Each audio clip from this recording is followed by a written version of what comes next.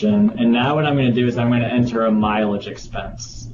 So I'm going to go up to the top of my expense report where it says the plus sign and new expense, and I'm going to click that button.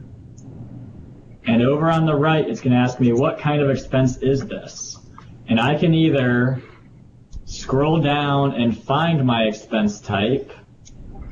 I can look at my recently used expense types, which are right here, or I can search for it. So I'll type mileage. And when I type mileage, you get down here the different search results. And I'm going to choose mileage reimbursement - employee.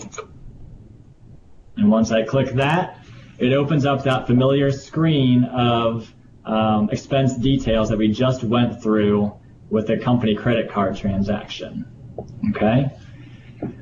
When you're entering mileage, you'll come through and you'll code your department, your state, your division, and your program much the same, in exactly the same way as you did for your company credit card transaction. The only difference is you'll see that we need to actually enter the distance, the from location, and the to location to calculate the amount. And to do that, you click on this link right here that says mileage calculator. So I'm going to click on that now. It's going to pop open a new screen. Okay? And what you're going to do is you're going to start typing in an address. And you see, as I start typing, it's remembering where I've gone before. So if I wanted to go from my office, 500 South Front Street, I typed a 5, and there it is right there. And say I went to my home. I start typing my home address, and there it is. Okay? It's now telling me that this is 19.4 miles for my trip. And if I click this button here where it says make round trip, what it's going to do is it's going to double that. So it's going to say I went from my office on Front Street to my house on Caplestone Lane and then back to my office. Okay? You'll also notice down here it's providing you directions. So if you ever want to print off directions to get from visit to visit, you can do that. You can put your entire day's visits on this one screen. So if I go from Front Street out to Delphus,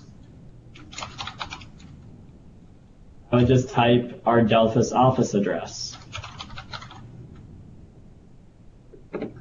And now it has my whole route, okay? So you're just putting in all of your stops throughout the day in here. If any of these trips are personal and they should not be reimbursed, all you're going to do is click this checkbox right here that says personal, and you'll see down at the bottom it now says I have 19.4 miles of personal and 129.9 miles of business. Only the business miles would be added to the expense report for reimbursement. As with any change, there are bound to be some hiccups along the way and some minor adjustments to be made.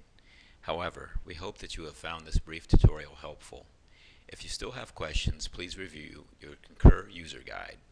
The Concur User Guide is a valuable resource as it contains a great deal of information to help you navigate in this new expense management system. Also be sure to check out our full Concur tutorial and frequently asked questions located on the SAFI YouTube channel. If you find you still have questions after following these steps, you may contact Sandy Fisher or Shirley Hall in the Accounts Payable Department at the SAFI Service Center.